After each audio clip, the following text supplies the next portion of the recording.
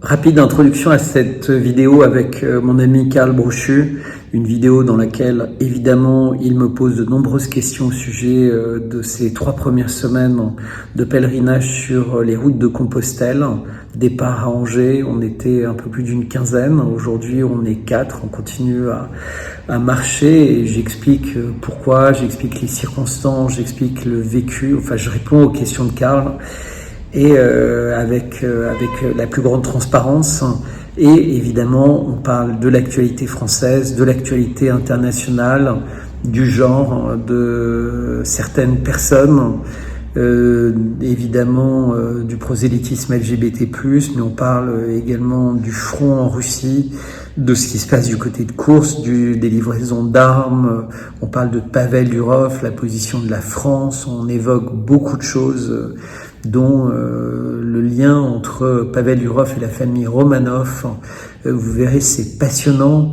On parle d'autres sujets et je vous invite véritablement à regarder. C'est une vidéo qui a été passionnante pour moi et j'aime toujours ces questions franches, sincères, directes et chaleureuses de Karl. Et par ailleurs, j'insiste dans cette vidéo en disant, ben voilà, un pèlerinage, c'est beaucoup de sacrifices et beaucoup de temps consacré. C'est des dizaines d'heures de marche. On en est à 650 km. Et malheureusement, tout ça a un coût sur le terrain, un coût dans la préparation de ça et dans les perspectives de ça. Je ne vais pas rentrer dans le détail. Et en revanche, il n'y a aucun revenu, ce qui n'est pas le cas quand on peut maintenir ses activités personnelles. Et donc, si certains d'entre vous peuvent aider, si certains d'entre vous peuvent faire acte de mécénat, soit en faisant un don PayPal, soit en me commandant du miel, eh bien, ce serait vraiment formidable. J'en ai besoin plus que jamais, puisque c'est le carburant aussi pour pouvoir avancer, c'est d'avoir de l'aide. Donc, s'il vous plaît, si vous pouvez aider véritablement, faites-le. Pour les livraisons de miel, elles auront lieu pendant la première quinzaine d'octobre. Alors, c'est possible plus tôt, mais pour moi, ce sera plus facile à cette date-là. Voilà, beaucoup de choses à vous raconter, encore beaucoup de choses à faire. Je vous remercie pour tous ceux qui me soutiennent déjà régulièrement.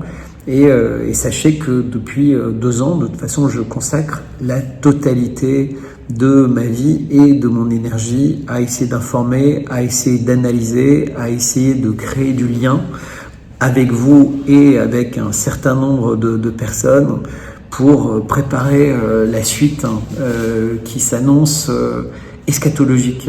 Et c'est pour ça que ce pèlerinage de Compostelle est très important.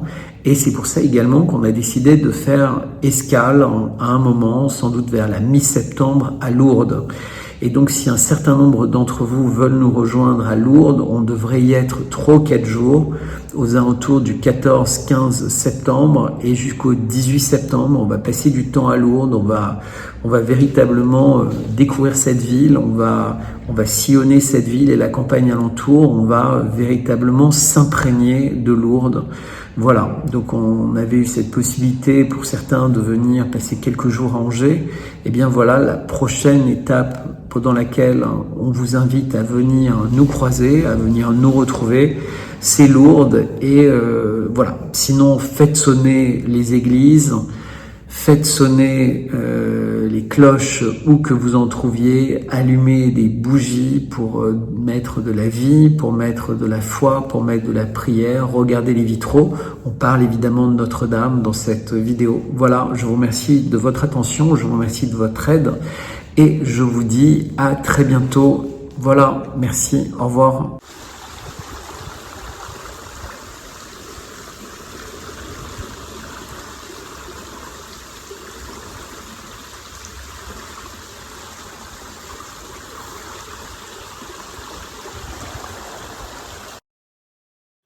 Alors bonjour tout le monde, bienvenue à cette nouvelle émission de Brochu en direct à Brochu TV. Écoutez, ça fait déjà quelques semaines qu'on n'a pas entendu Bertrand Scholler venir commenter l'actualité française et internationale. C'est pour moi un grand privilège d'avoir une personne de ce calibre qui vient régulièrement commenter l'actualité.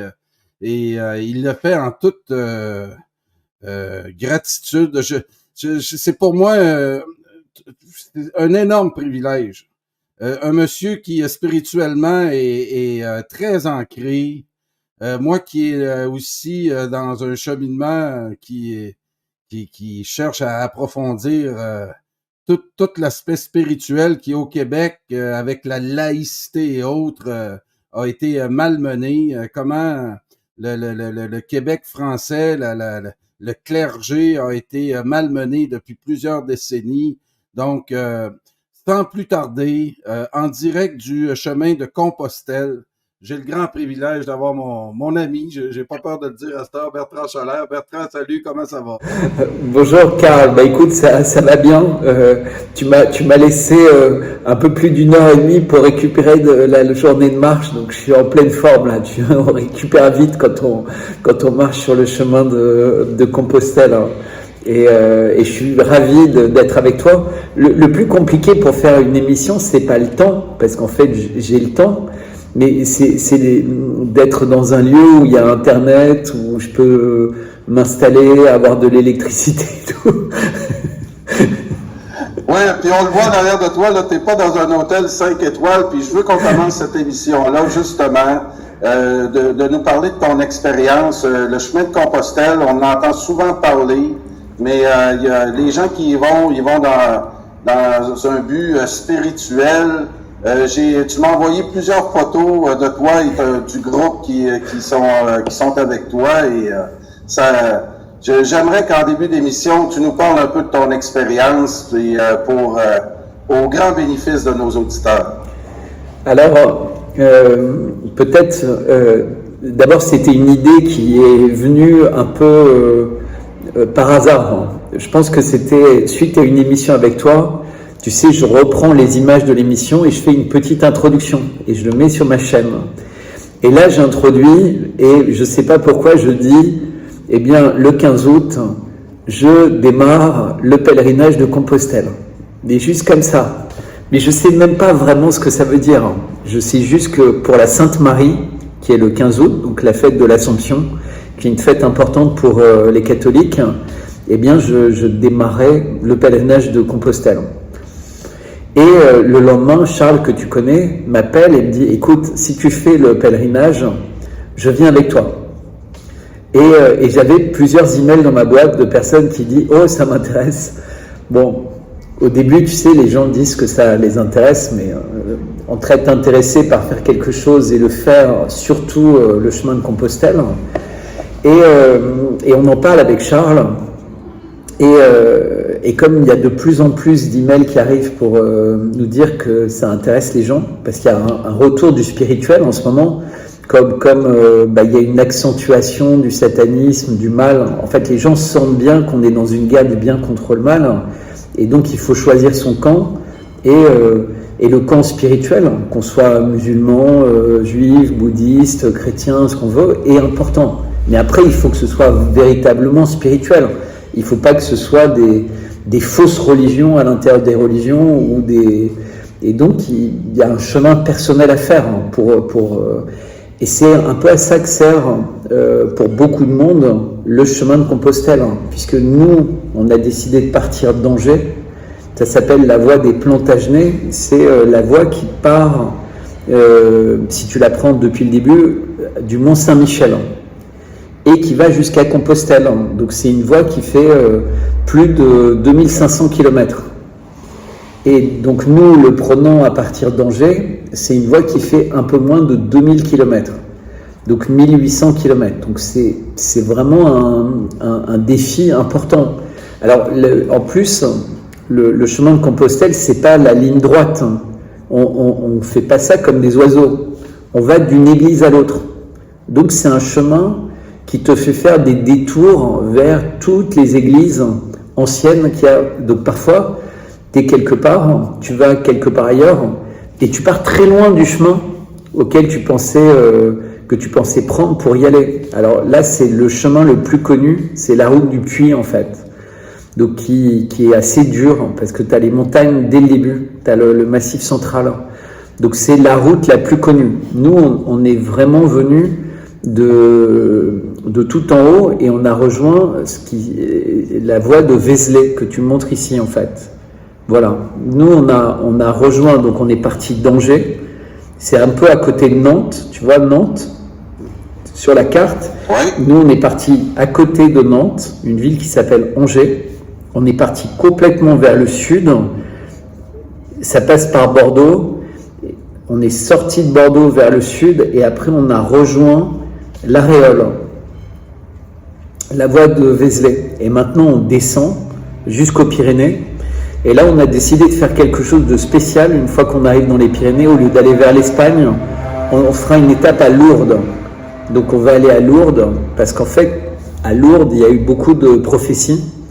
Et avec les personnes qui continuent à marcher, mais je raconterai ça un peu après, parce que c'est vraiment, on a fait 650 km en 3 semaines, donc je ne sais pas si ça donne une idée aux personnes, mais ça veut dire que les jours où on marche plus de 30 km en moyenne, puisqu'on fait des jours de pause, parfois il y a des élongations ou autres, et donc il y a des journées de pause, et donc on pense que c'est important d'aller à Lourdes, parce que c'est un lieu où il y a eu des prophéties qui sont en train et qui donnent l'impression d'être en train de se réaliser.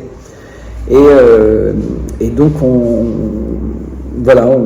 veut être là-bas mi-septembre et après on verra où nos corps nous portent, parce qu'en réalité on décide pas le chemin, c'est le chemin qui décide pour nous en fait. Il faut beaucoup de force dans ta tête, presque plus que dans ton corps, parce que dès la première journée, la plupart des gens ils veulent abandonner. Tu sais, une fois que tu as marché 30 km sous la pluie ou sous le soleil ou avec des gros cailloux ou avec des voitures qui t'éclaboussent ou qui font du bruit, on n'est pas préparé à ça. Tu sais, quelqu'un de normal, dans une journée, il marche entre 2 et 10 km s'il marche beaucoup. Mais 30 km, c'est une grosse marche. Et 30 km tous les jours pendant 3 semaines, c'est gros. Mais pour aller jusqu'à Compostelle, il faut faire 3 fois ça. Donc, ou plus. Et parce que quand on va être dans les Pyrénées, les journées, ça va être 15 km maximum. Donc ça rallonge, ça rend Compostelle de plus en plus loin. Plus on s'en rapproche, plus Compostelle devient loin, parce que c'est comme si c'était un chemin initiatique. C'est-à-dire qu'au début c'est plat, puis ça devient un peu vallonné, puis ça devient un peu montagneux, puis ça devient très montagneux. Et puis si t'es parti quand il faisait frais, il commence à faire très chaud. Si t'es parti quand il faisait chaud, il commence à faire pluvieux et froid. Donc de toute façon, quel que soit le choix, il va falloir beaucoup de volonté. Et moi j'ai un secret, c'est que j'avance pas à pas. C'est que je me demande pas ce que je ferai demain, je me dis juste, il faut que je fasse le prochain pas. Et c'est la seule chose que j'ai en tête, c'est faire le prochain pas. Et là, le soir, je te parle, et après, on va manger, et demain, il faudra commencer à faire un premier pas, puis un deuxième, puis... Et c'est à la fois très compliqué et très simple. C'est juste avancer un pas de plus. Parle-moi de la volonté. Tu m'en as parlé en coulisses, je crois que c'est hier ou ce matin. Et dans un monde où on veut avoir tout accessible, le chemin de Compostelle c'est une remise en question. Ça paraît dans ton visage aussi. Il y a des gens là qui le notent, une mine superbe, Bertrand. Je le répète, tu m'as envoyé des photos, ça paraît dans ton visage qu'il y a de quoi de spécial qui se passe à travers ce chemin-là. Peux-tu nous en parler? Alors, la première chose dont tu te rends compte, c'est que tu te réappropries ton corps. Parce que moi, je marche avec des bâtons. Et ça donne plus de stabilité, ça donne plus de force et ça donne plus de souplesse. Donc, c'est vraiment des bâtons de marche. C'est un peu comme tu pourrais faire du ski de fond ou des choses comme ça, de la marche nordique. Donc ça donne véritablement plus de souplesse et résultat, tu muscles ton corps de haut en bas. En fait, les abdos servent à la stabilité et les bras, en fait, vont soulager. Mais c'est comme si tu portais plein d'haltères, hein. Donc, je sais pas si les gens ont vu l'ancien film Karate Kid, mais c'est un peu comme Maître Miyagi. C'est-à-dire, tu te rends pas compte en faisant le chemin de Compostelle que tu redonnes de la vitalité à tout ton corps. Ensuite, tu libères ton esprit de plein de choses. Parce qu'évidemment, quand tu marches avec 2 bâtons, des grosses chaussures, un sac à dos, plus ou moins grand, eh bien, tu peux pas être sur ton téléphone et donc tu regardes le paysage, tu es attentif au bruit, tu regardes où tu mets les pieds. Ça, c'est très important. Où est-ce que tu mets les pieds? Et tu avances. Et ce qui est, tu sais, quand tu fais quelques kilomètres en voiture, c'est quelques kilomètres en voiture et tu calcules en minutes. Mais quand tu les fais en marchant d'un seul coup, à faire 20 kilomètres à 5 km/h, c'est 4 heures. Mais si tu fais une étape de 40 kilomètres, c'est 8 heures de marche. Mais dans 8 heures de marche, tu es obligé de faire des pauses. Et donc, c'est des journées de 10 heures. C'est-à-dire, tu pars à 9 heures et si tout se passe bien, tu arrives à 19 heures. Et là, tu arrives, tu es trempé, il faut que tu fasses ton linge, il faut que tu trouves de quoi manger si tu n'avais pas des provisions dans ton sac à dos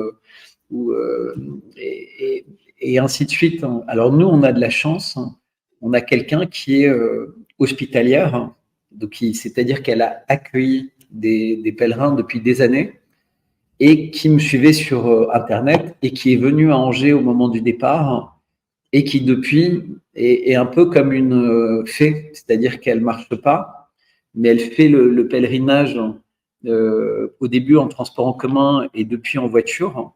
Et donc, elle nous trouve des campings, des gîtes, des refuges, tu vois, en fonction de ce qu'on pense être la marche possible. Et surtout, elle nous prépare, quand il y a une cuisine, elle nous fait la cuisine. OK. Donc, c'est super. Donc, mais en réalité, c'est ça l'histoire du pèlerinage.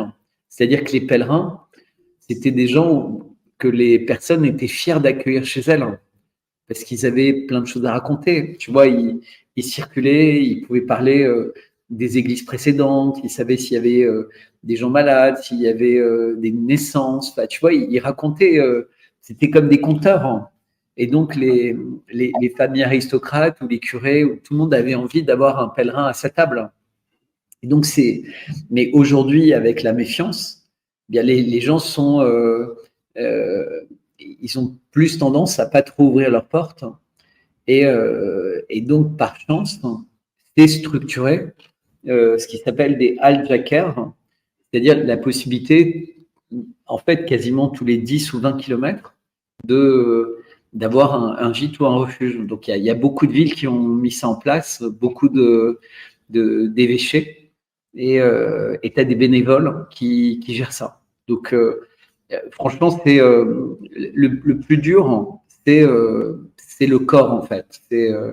C'est les ampoules, c'est les tendinites, on a quelqu'un qui est tombé un jour où il pleuvait et qui s'est fait une luxation du coude. Donc, c'est très, très douloureux. Donc, c'est ça qui arrive. Il y a des personnes qui font 1500 km et d'un seul coup, ils peuvent plus avancer parce qu'ils ont une fracture de fatigue, parce que le corps peut plus, en fait. C'est-à-dire, tu penses que tu as fait le plus dur, mais le plus dur, c'est toujours le lendemain. C'est-à-dire, même si ton corps évolue, la durée de l'effort fait que tu peux toujours avoir des surprises. Donc, tous les soirs, il faut te masser, il faut bien te laver. Enfin, tu vois, il faut essayer d'être... En fait, tout ce qu'on fait très facilement dans la vie de tous les jours, eh ben, il faut le faire avec encore plus d'acuité. Tu vois, tu dois vraiment faire attention à bien te laver les dents parce que tu n'as pas envie d'avoir une rage de dents. Tu vas te laver 2 ou 3 fois les pieds parce que les chaussures, après, même si tu l'enlèves pendant les pauses, bah, tu vois, ça devient chaud, ça devient... Enfin, tu peux pas échapper en fait à la réalité physiologique. Donc, alors tout ça, ça paraît anecdotique, mais ça change le rapport qu'on a avec notre corps et avec ce qui nous entoure. Et surtout, parce que je réponds pas exactement à ta question, mais je vais y revenir, la nature sur le chemin, elle nous donne tout. Au début, on avait des mirabelles. On a commencé à avoir des murs assez vite, il y en avait partout. Puis, depuis quelque temps, on a des figues, on a des pommes, on a des raisins. Et alors, les raisins, souvent, ils sont traités, mais comme en France, depuis des mois, il pleut tout le temps, ils sont lavés par la pluie. Et donc, enfin bref, on se régale. On trouve des petits bouchers, des fromagers, enfin, on essaie de savoir quand il y a un marché. Enfin, tout devient différent. Tu vois, dès que tu vois un café, c'est une joie, tu t'arrêtes pour prendre un expresso et discuter avec les gens. Ils ont plein d'histoires à te raconter. Parfois, on croise d'autres pèlerins. Mais vraiment, le défi, c'est ce qu'on se disait avant l'émission. On vit dans un monde où tout est facile. Tu as besoin de quelque chose, tu vas sur Internet, tu cliques sur Amazon. Si tu es dans une grande ville, tu l'as le soir. Si tu es dans une petite ville, tu l'as le lendemain. Si tu as envie de manger une pizza, tu prends ta voiture, tu as une pizzeria où quelqu'un va te la livrer. Si tu habites dans une ville, tu as un supermarché jamais très loin de toi. Tu peux, tout est facile. Tu as une machine à laver de linge, tu as un séchoir à linge, tu as un four. En fait, et surtout, quand tu fais des efforts physiques, quelque part, tu les fais souvent dans un club de sport ou devant une machine. Donc, tu dis, allez, je vais faire 20 squats, 10 pompes, je vais faire ça avec 10 kilos. Alors que là, en fait, tu démarres, mais tu n'as aucune idée de l'effort physique que ça va te demander le chemin. Parce que même si tu regardes la carte, tu ne te rends jamais vraiment compte de toutes les montées et les descentes que tu vas avoir. Parfois, on traverse des rivières et on marche sur des rochers qui sont humides. Donc, tout ça est stressant. Quand il y a beaucoup, beaucoup de soleil et que tu n'as pas d'ombre sur les chemins, c'est épuisant. Quand il pleut, enfin bref, c'est une surprise permanente. Et c'est ce qui est magique. C'est que on est tout petit. On ne peut qu'accepter ce qui est face à nous. On ne peut pas le transformer à sa guise, comme dans notre vie de tous les jours. En fait, c'est nous qui sommes transformés, mais sans s'en rendre compte. C'est un peu ce que j'essaie de raconter avec cette scène de Karate Kid, pour ceux qui l'ont vu. Le jeune homme veut apprendre à se défendre. Et le professeur lui dit, viens chez moi demain. Il accepte. Et le lendemain, il arrive et il lui dit, peins la palissade. Alors, et il lui montre le mouvement. Et puis, il peint la palissade avec le bras droit. Et puis, il finit très tard. Et il dit, ah, c'est génial, j'ai fini. On peut commencer le karaté. Et il dit, non, non, tu dois peindre l'autre côté de la palissade, mais cette fois avec ton bras gauche. Alors, il fait l'autre côté de la palissade. Puis après, le lendemain, il lui dit, poncez le parquet, et puis illustrer les voitures. Et puis à la fin, il en a marre. Il a des courbatures partout et il dit, mais je suis venu faire du karaté. Et l'autre lui montre qu'en fait, sans s'en rendre compte, il a fait, avec des exercices de tous les jours, plus qu'il aurait pu faire pour se préparer à faire du karaté qu'en faisant des cours de karaté. Et donc, le chemin de Compostelle, en fait, vraiment, c'est ce que je disais tout à l'heure, ça redonne le contrôle de la sensation de son corps. Moi, j'avais perdu ça, en fait. Je vais mettre des images, justement, de ce que tu parles de Karate Kid, justement, quand il se met à peinturer. On l'a pas mal tous vu aussi au Québec, ce film-là. Et oui, à un moment donné, joué pendant la COVID, et c'est une femme qui a rassuré la population avec tout ce qu'on a vécu pendant la COVID. Et lui, Philippe Guillemant, est un physicien qui s'est tourné vers la spiritualité.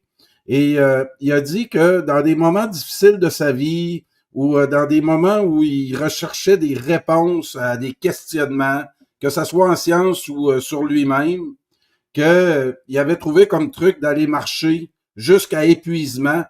Puis il dit, souvent, c'est à ce moment-là qu'on trouve nos réponses. J'aimerais que tu m'en parles un peu aussi. Au bout de soi, c'est quand, effectivement, on sort de notre zone de confort, qu'on voit le monde différemment. Euh, Jusqu'à maintenant, là, qu'est-ce que tu peux nous dire à ce niveau-là? Je trouve ça important de témoigner de ça à nos auditeurs. Alors, Vas-y, je t'écoute. alors on est tous un peu différents par rapport à ça, parce que ça dépend de notre environnement familial, si on est seul, si on est accompagné, si tu as des amis chers, la famille, etc. Et, et je me rends compte, moi, qu'en fait, les personnes importantes deviennent beaucoup plus importantes et d'autres personnes, peut-être, chaque chose prend sa place. Chaque quête prend sa place. C'est-à-dire, c'est un filtre. C'est-à-dire cet isolement, parce qu'il y a une forme d'isolement avec toi-même pendant la marche, et tu es loin de tous tes repères habituels. Et moi, je ressens, alors c'est, par exemple, je ressens beaucoup d'attachement pour ma famille, que parfois tu vis pas de la même manière, hein, parce que elle est là, parce que et, euh, et donc le besoin de le dire différemment, avec peut-être plus d'acuité, d'imaginer des projets, d'imaginer peut-être ce que tu fais sans te rendre compte qui est pas adapté, mais sans que personne te le dise en fait. C'est-à-dire que tu as du temps. Parfois, il y a des journées, je passe le film de périodes de ma vie, plus ou moins anciennes, mais sans me juger. Tu vois, je suis pas je suis pas venu sur le chemin pour expier, mais juste pour comprendre pourquoi j'étais très impatient, pourquoi j'étais en colère, pourquoi j'étais, tu vois, pendant des semaines, par exemple, je faisais plus d'efforts et je considérais que le cœur de ma vie, enfin d'efforts physiques ou de à prendre soin de moi, c'était uniquement d'être sur les réseaux sociaux et je voulais pas rater une info et maintenant, c'est pas que j'ai pas envie de me détacher de l'actualité, mais elle prend un autre rythme. C'est-à-dire que j'ai pas euh, voilà, et ça ressemble un peu plus à la manière avec laquelle toi tu gères les choses, hein. C'est-à-dire que tu réussis à bien segmenter, tu vois, entre quand tu es parti en vacances, tu m'as dit bah voilà, je pars pêcher, faire du golf, je suis pas là pendant 3 semaines, sauf s'il y a une grande urgence. Ben, tu vois, tu réussis à faire ça naturellement sans avoir fait Compostelle. Ben moi, je commence à concevoir ça comme une possibilité. Ah oui, hein? Donc, ça a été une surprise pour toi. Puis, c'est-tu vraiment, comme un peu Philippe Guillemot le disait, c'est dans l'épuisement. Quand il dit, je vais marcher des chemins difficiles. Il dit, je marche pas des chemins faciles. Et c'est pas dans les livres que j'ai trouvé mes réponses, mais c'est en allant au bout de soi que est apparu les réponses que je cherchais tant. Euh, Alors, là c'est comme moi, j'ai ce chemin, il n'est pas, tu vois, sur des réponses. Je suis vraiment sur des réponses. En fait, les sujets qui sont tout le temps dans ma tête, c'est eschatologique, mais par rapport à mon environnement direct, hein, et à l'impact que je peux avoir sur un environnement élargi. Donc, je vais essayer d'être clair. Quand j'ai commencé le chemin à Angers, il y a des gens qui sont venus et qui avaient tous une idée. C'était Bertrand, ce serait bien de passer dans les banlieues, d'aller voir des gens des banlieues, de parler de Gaza, etc. Et moi, je voulais pas. J'ai dit, mais non, je ne veux pas faire de politique, je ne veux pas faire ça, parce qu'en fait, c'est un chemin à l'intérieur de moi-même. Ça, je le sentais. Si tu veux, j'étais pas du tout. Je veux. Évidemment, je porte un kéfier et je pense aux souffrances à Gaza et je suis avec beaucoup d'attention ce qui se passe sur le front avec l'Ukraine et dans la vie politique française dont on parlera tout à l'heure. Mais c'était vraiment un chemin interne. Et effectivement, depuis une semaine, je trouve des réponses complètement inattendues. Mais évidemment, je ne peux pas en parler, tu vois, c'est des choses qui sont qui n'auraient aucun sens. Enfin, tu vois, il faudrait passer 3 heures pour expliquer le concept, le contexte, et puis après, mais c'est assez incroyable. C'est-à-dire que le temps que tu passes à penser et à ne pas penser, parce que c'est assez bizarre hein, la manière avec laquelle ça se passe, fait effectivement qu'avec la fatigue, il y a beaucoup de barrières qui tombent. Il y a beaucoup de choses, tu vois, que tu veux même pas imaginer, que tu peux pas concevoir, etc. Et qui t'amènent à voir énormément de choses complètement différemment. Mais je suis pas en train de dire c'est un chemin de sainteté, etc.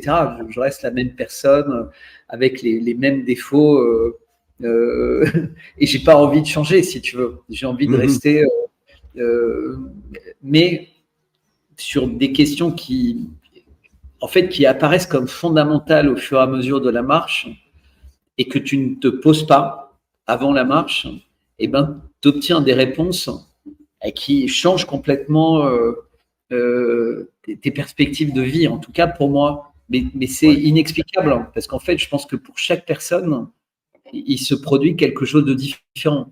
Moi, c'est ça qui se passe. Très intéressant. Tu as déjà 2 semaines de fait, plus de 600 km. 3 semaines, c'est ça. Ouais, je me posais la question, c'était 2 ou 3 semaines. Il te reste combien de temps? Là, tu disais que tu te rendais jusqu'au milieu de septembre. Est-ce que tu as une date que tu as déjà en tête pour terminer ce périple ou tu laisses aller les choses? Alors, je laisse aller les choses. Déjà, fin septembre, je serai obligé pendant à peu près 15 jours d'arrêter parce que j'ai plein de choses qu'il va falloir que où j'ai besoin d'être physiquement entre Paris et ma campagne. Et après, à partir du 17 ou 20 octobre, là, il y aura à peu près 5 semaines de marche. Okay. Donc, ce sera fin novembre pour simplifier. D'accord. Donc, après, je ne sais pas si je marcherai un peu sur le chemin du retour ou si je prendrai l'avion directement. Et vous êtes parti combien et est-ce que vous avez perdu des membres pendant le périple jusqu'à maintenant? Alors, on est parti à 18, mais il y avait 3 cyclistes et 15 marcheurs. Et toutes les personnes étaient là pour plein de raisons différentes. Et c'est là où tu vois une marche vers Compostelle, c'est un peu comme si tu étais dans un bateau en pleine tempête hein, ou dans les émissions télévisées où les gens sont tout le temps enfermés, tu sais, Big Brother. Hein. Et donc, il y a une dynamique humaine qui se met en place et qui est incontrôlable. Qui est lié à la fatigue, qui est lié à l'énervement, qui est lié à la douleur physique, qui est lié à la capacité à l'effort. Tu vois, il y a des gens qui arrivent et ils ont 30 kilos de trop, ou ils ont un handicap qui rend impossible le fait d'avancer au rythme d'une équipe, ou alors ils ont un vélo. Et donc, ceux qui ont un vélo, après la première étape, ils ont dit, non, pour nous, ça n'a pas de sens. On va aller beaucoup plus vite et on va aller plus loin. C'est-à-dire qu'ils vont 5 fois plus vite que nous à pied. Donc, aujourd'hui, on est 4. Mais ce qui est drôle, c'est qu'il y a des gens qui sont partis parce que ils n'étaient là que pour quelques jours et qui maintenant, dès qu'ils ont la possibilité d'être là 2-3 jours, ils prennent la voiture, ils font 300 km et ils marchent pendant 2-3 jours. Et après, c'est galère pour revenir en arrière, trouver leur voiture. Mais là, par exemple, mardi, on a quelqu'un qui était là pendant les 10 premiers jours et qui vient nous retrouver pour marcher une semaine. La semaine dernière, pendant 3 jours, il y a quelqu'un qui avait marché 5 jours avec nous et qui est revenu. quand on était à Bordeaux, il y a quelqu'un qui était là et qui s'est fait une tendinite, qui ne pouvait plus marcher, et qui a participé à l'organisation d'une conférence. Et qui, en fait, c'est un peu comme la quête de l'anneau. C'est-à-dire, tu as des gens qui étaient faits pour faire ça et puis qui aiment l'idée de cette équipe. Et qui, tant qu'il y a des gens qui marchent, c'est comme si la flamme de ce groupe est toujours portée. Ouais. Et donc, ils veulent que ça aille au bout. Et tu as des personnes qui étaient là pour autre chose. Donc, eux, ils sont allés… mais par exemple, Charles, par exemple, eh ben, lui, son chien avait un autre rythme.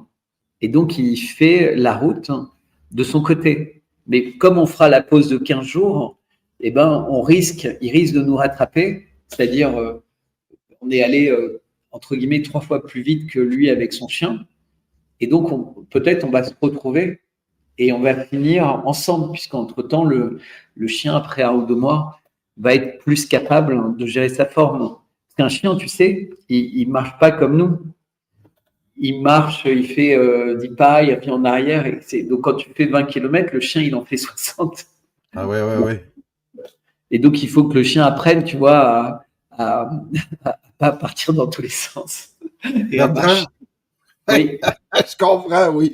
Et juste, j'aurais dû commencer avec cette question-là. Peux-tu brièvement nous parler de l'historique du chemin de la Compostelle? De où ça a commencé, cette histoire-là?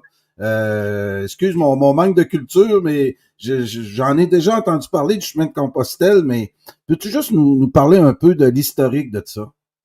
Alors c'est quelque chose que j'ai découvert, mais avant même le chemin de Compostelle, il y avait beaucoup de personnes qui prenaient cette route parce qu'en fait, au-delà de Compostelle, il y a un endroit qui s'appelle Fisterra, qui est le lieu le plus à l'ouest en Espagne. Et là-bas, il y a beaucoup de coquilles Saint-Jacques, mais il y a surtout dans l'eau des matériaux d'alchimie. Alors, je ne me rappelle plus, il y a une roche qu'on trouve là-bas. Et donc, il y avait beaucoup d'alchimistes qui s'étaient intéressés à cette roche. Et par ailleurs, les coquilles Saint-Jacques, elles étaient utilisées comme engrais. C'est-à-dire, elles étaient pilées et c'était un engrais. Donc, tu avais une vraie tradition d'aller là-bas pour les gens en Espagne pour chercher ça. Et ensuite, tu as toute cette histoire du chemin par Saint-Jacques qui fait le chemin de Compostelle. Mais à l'époque, c'était les guerres entre les musulmans et les chrétiens. Et donc, c'était un chemin qui était fait un peu pas comme les croisades. Hein. Donc, il n'était pas pour la guerre, mais il faisait une marche pour la paix. Et donc, c'était une tradition qu'il y avait ces marcheurs, ces pèlerins, tu vois, qui marchaient pour apporter une parole de paix. Mais ça avait complètement disparu. C'est-à-dire que dans les années 70, tu avais une 50aine de pèlerins chaque année qui faisaient le chemin jusqu'à Compostelle. Et quand ils arrivaient à Compostelle, eh bien, ils avaient, entre guillemets, un diplôme de pèlerin. Et l'année dernière, pour te donner une idée, devine combien de personnes sont arrivées à Compostelle? Allez, j'ai aucune idée. 450 000. Wow! L'année d'avant, c'était 420 000. L'année du Covid, c'était 50 000. Et l'année d'avant, c'était 250 000. Ce que ça veut dire, c'est qu'il y a véritablement le sentiment que, au-delà de la foi, mais il y a des personnes qui sont musulmanes. Hein. Tu vois, une des personnes qui était avec nous, elle marchait, elle est musulmane. Celui qui s'est fait une tendinite, pareil. Tu vois, il est kabyle. Il n'y a pas une portée uniquement catholique ou chrétienne ou autre. C'est véritablement c'est un dépassement en apparence inutile. Tu vois, c'est comme si tu demandes à quelqu'un pourquoi il monte au sommet des montagnes. Pourquoi il y a des gens qui escaladent des façades de montagnes très dangereuses. Pourquoi il y a des personnes qui sautent en parachute. Enfin, si tu veux, il y a beaucoup de choses qu'on fait dans la vie, mais que des personnes observent et ne comprennent pas. Mais la marche, bizarrement, tout le monde comprend. C'est-à-dire, quand tu fais ça et que tu racontes à quelqu'un, n'importe qui, que tu fais le pèlerinage et que tu vas à Compostelle, bizarrement, tout le monde comprend. Et la relation avec les personnes change.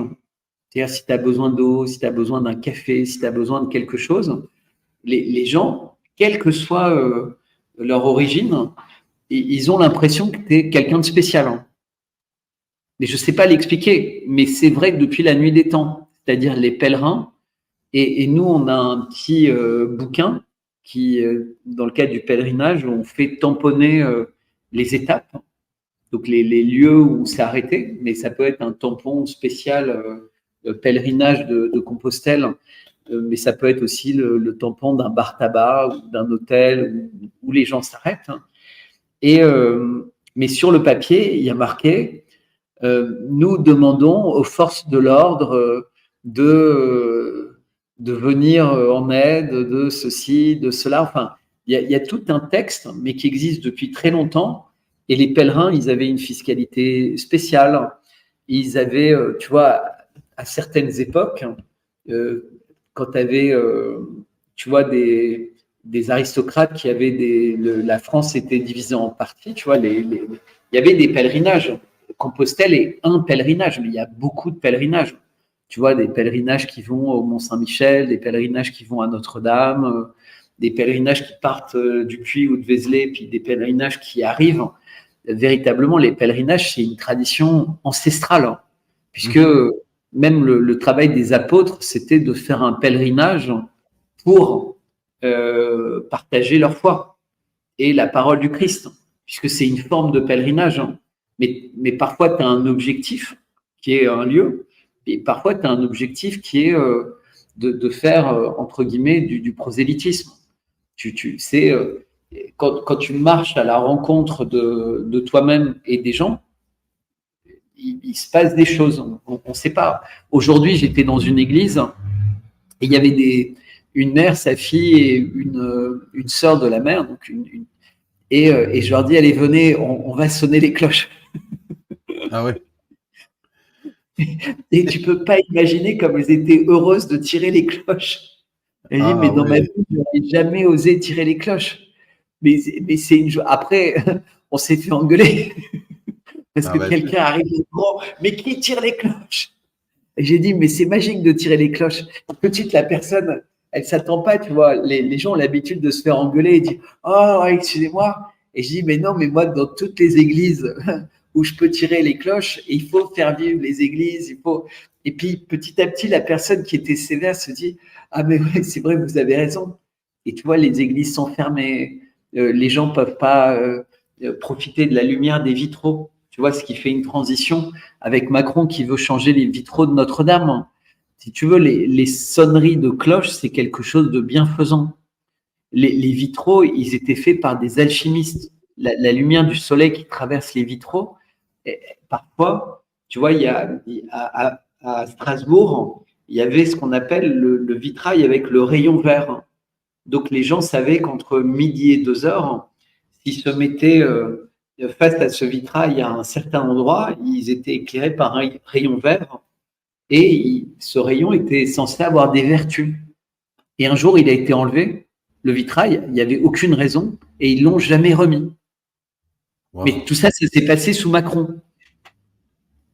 Et toutes les choses sont comme ça. Il veut remplacer la moitié des vitraux de Notre-Dame.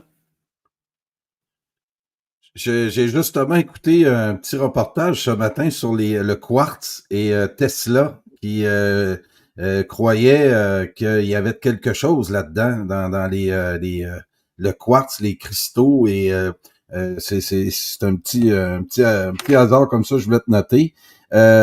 Puis dernière question, oui, sur l'historique. As-tu terminé? Et ça a commencé comme ça a commencé à quel moment précisément ces pèlerinages-là à Compostelle? Qu'est-ce qu'on connaît aujourd'hui? Alors, je te dis, dans les années 60-70, c'était très petit. Et en réalité, ça a commencé à exploser parce qu'il y a eu des livres de personnes qui ont raconté ça. Un peu comme Philippe Guillemont, des gens qui ont essayé de faire ce pèlerinage parce que c'était ancestral. Ça a commencé à peu près il y a 1000 ans, pour te dire. Donc, le pèlerinage jusqu'à Saint-Jacques de Compostelle. Mais qui était un pèlerinage qui venait de partout en Europe. C'est-à-dire, tu avais du Puy, de Rome, de Saint-Michel. Enfin, tu vois, quand Saint-Michel a été bâti, bah, tu t'es mis à avoir un pèlerinage où les pèlerins partaient de Saint-Michel pour aller à Compostelle, partaient de la tour Saint-Jacques pour aller à Saint-Jacques de Compostelle, partaient de la cathédrale du Puy pour aller, ou de Vézelay, etc. Mais c'est comme tout. En fait, les choses sont popularisées par des gens qui ont une audience. Donc, soit parce que c'est dans un film qui a du succès, dans un livre qui a du succès. Et puis après, il y a une autre chose qui s'est passée, c'est que c'est devenu la notion de pèlerinage est devenue protégée par l'UNESCO. C'est-à-dire que l'Espagne a demandé à ce que le pèlerinage de Compostelle soit considéré comme quelque chose qui est digne de faire partie du patrimoine universel de l'humanité.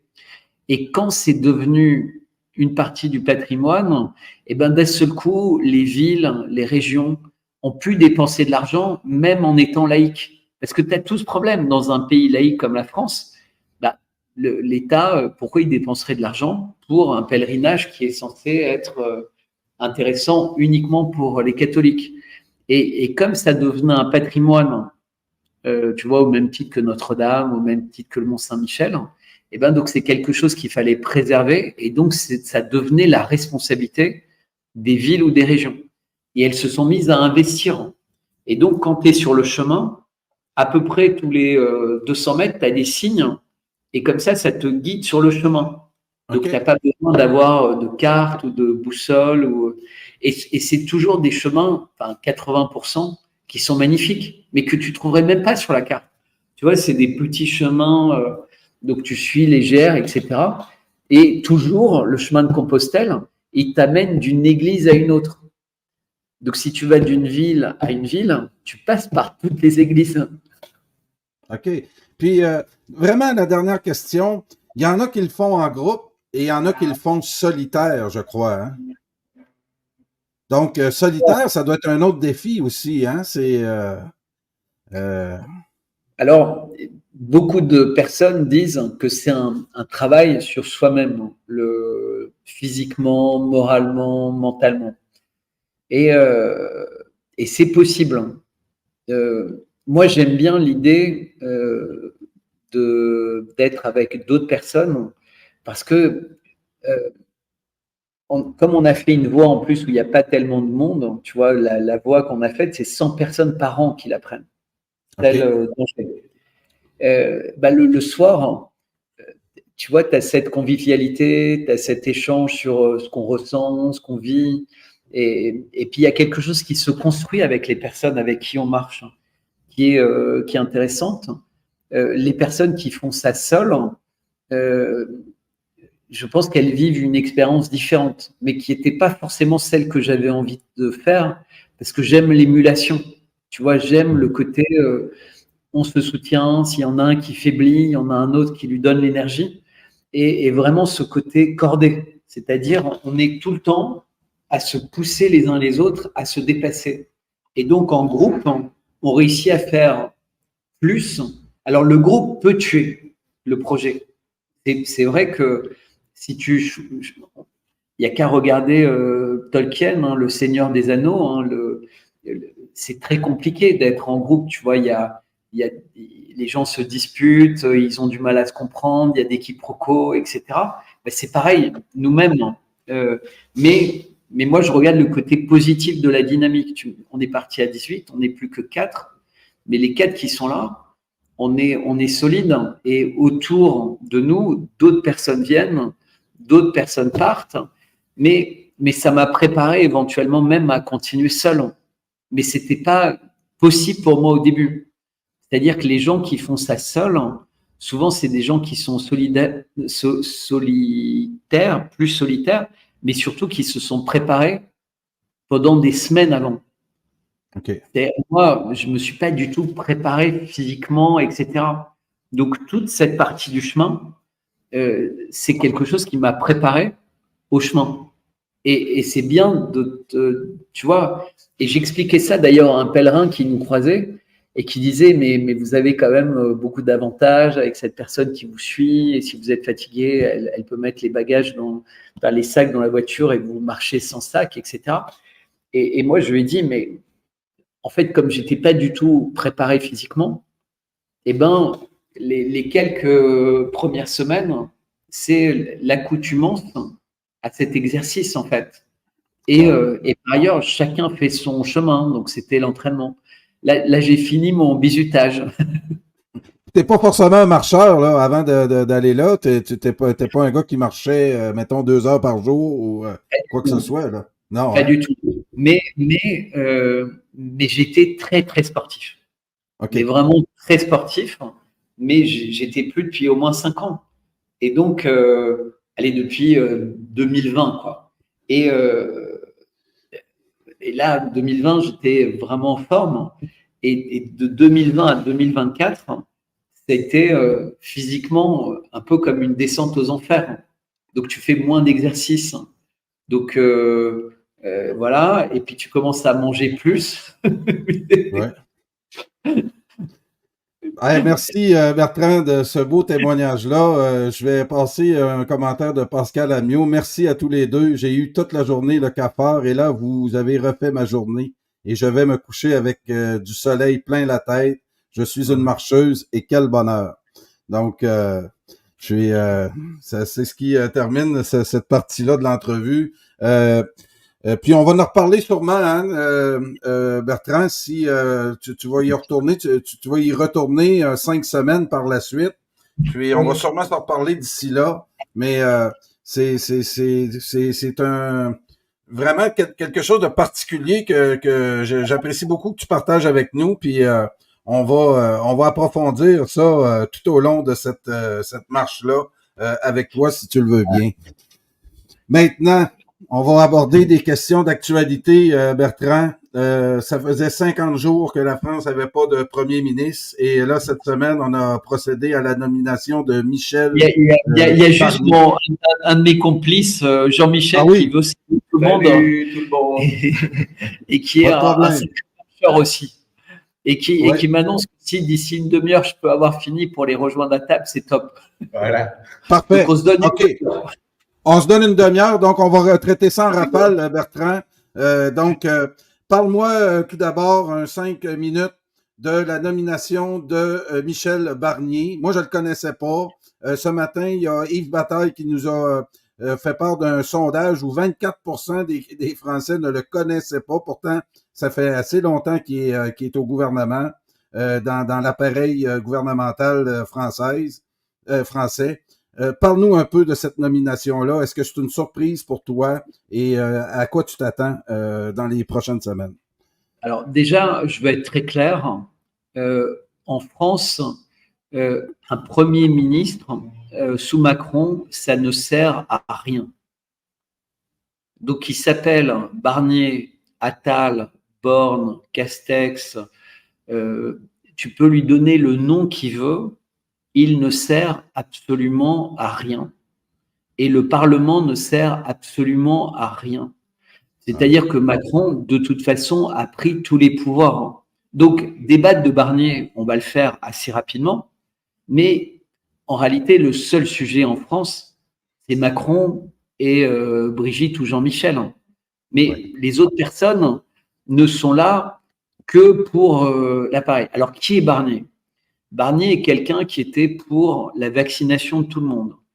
C'est un europhile convaincu.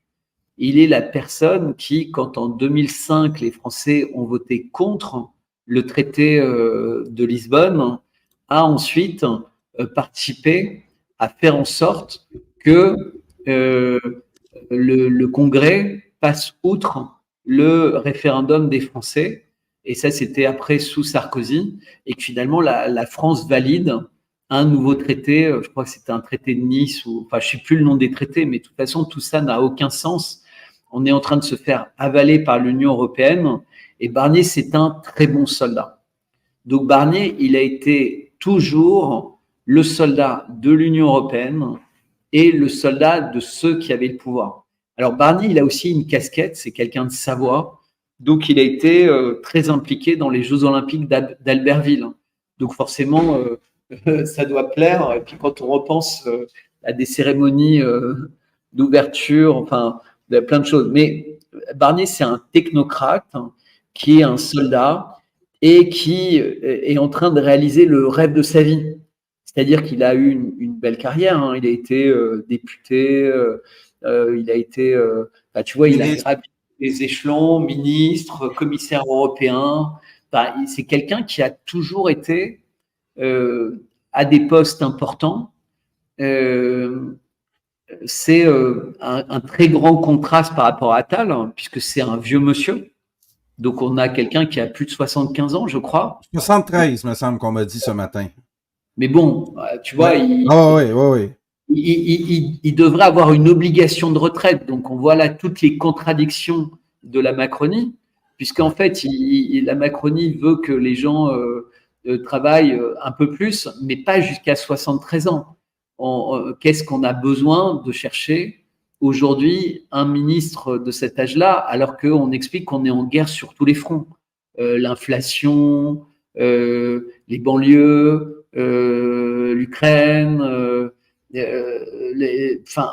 et on choisit quelqu'un qui est véritablement un monsieur pépère. D'ailleurs, dans son discours d'investiture, on voit bien qu'on a quelqu'un qui est là, enfin, et on est dans tous les pensifs. Il va falloir qu'on écoute la France d'en bas. Il va falloir qu'on fasse la vérité fiscale.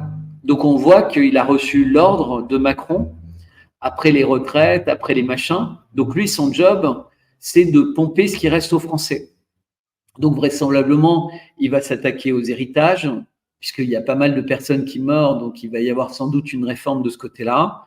Il va s'attaquer à plein d'impôts parce que la France est ruinée et elle est encore plus ruinée à cause des Jeux Olympiques extrêmement coûteux. Donc, c'est, si tu veux, il servira à rien, mais il sera un excellent soldat. C'est la marionnette parfaite. Tu sais, on dit souvent, quand tu danses, par exemple, tu as des personnes qui comprennent exactement, tu as la personne qui les mène et la personne connaît tellement bien que juste imperceptiblement, tu l'as fait virevolter. Ben, lui, il est comme ça. C'est-à-dire, quel que soit son chef, il est tellement attentif à plaire et à satisfaire qu'il n'y a même pas besoin de lui dire jusqu'au bout, en fait, il comprend ce qu'il va falloir faire pour faire plaisir. Donc, c'est la marionnette parfaite. Il réalise son rêve, il est Premier ministre de la France, et je peux te dire qu'il va tout faire pour plaire à Macron. Et les Français, il en a rien à foutre. Ses anciens amis, ses anciens machins, il en a plus.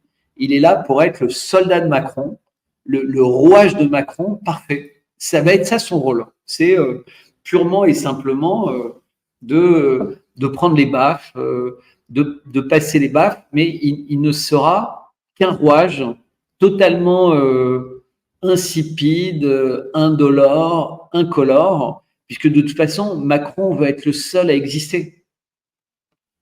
Et alors, Attal a présenté un petit intérêt, mais on avait vu dans l'affiche des Jeux Olympiques que Attal allait être sacrifié, donc puisqu'il apparaissait, semble-t-il, de dos. Alors, est-ce que c'était Macron, Attal? Il y avait plein de doutes. Mais voilà, Barnier, il est là pour juste pour être en photo et donner des baffes et en prendre selon les instructions du couple, du binôme, parce que c'est un couple très bizarre, hein, du binôme qui est à la tête de l'État français. Enfin, je rappelle quand même pour ceux qui ignorent qu'il y a une petite bite là. C'est les deux derniers sujets que je veux que tu commandes concernant la France. Ça a fait la manchette, Bertrand. Plusieurs là qui ont voulu mettre à la une l'histoire de Jean-Michel Trogneux. Je crois que ça a pris beaucoup d'ampleur ces dernières semaines pendant ton absence. C'est cette image-là là, qui a fait parler beaucoup. Et j'aimerais t'entendre l'arrestation de Pavel Durov. Alors, dans cette image, tu vois plusieurs choses. Donc, il y a quand même quelque chose d'étrange entre les jambes, d'inattendu, et que tu ne vois pas dans toutes les photos où elle est en maillot de bain. Ensuite, elle a souvent des seins assez importants. Alors, parfois, ils sont en décalage, comme avec la reine d'Angleterre, mais là, ils ont l'air d'avoir disparu. Alors, et elle a une casquette, et qui est peut-être il y a du vent quand tu regardes le drapeau d'à côté, et on sait que quand on a une perruque et qu'il y a du vent marin comme ça, mieux vaut avoir une casquette bien attachée. Ah oui, hein? Ou avoir une bonne colle de perruque. Et, exactement. Mais surtout, il y a une autre partie dans la photo. C'est cette espèce de regroupement d'hommes, tu vois, qui ont l'air d'avoir envie de bien s'amuser ensemble, mais pas comme des potes, tu vois, qui font des bêtises. Enfin, tu as un côté très, très malsain dans cette photo. Et qui rappelle un peu, tu vois, des photos dans les îles où Macron se retrouve avec des jeunes éphèbes torse nu et on sent qu'il est, il se contrôle, quoi. Parce qu'il sait qu'il est photographié. Cette photo, elle est sortie dans Elle, en Slovaquie. Elle n'est pas sortie par hasard. C'est des photos qui sont demandées, qui sont choisies. Tu vois, pourquoi elle lève la jambe sur le canot. Tout ça, c'est une posture qui est choisie. Et en fait, ils nous donnent ça. Ils nous disent, on vous montre tout, mais vous ne voulez pas y croire. Ah oui, hein. On vous dit que ça va être le transhumanisme. On vous dit que, mais vous ne voulez pas y croire. On vous montre que dans tous les pays, les gouvernements, que ce soit en Allemagne, en France, aux États-Unis, détestent les peuples et font tout pour détruire les peuples, mais vous ne voulez pas y croire.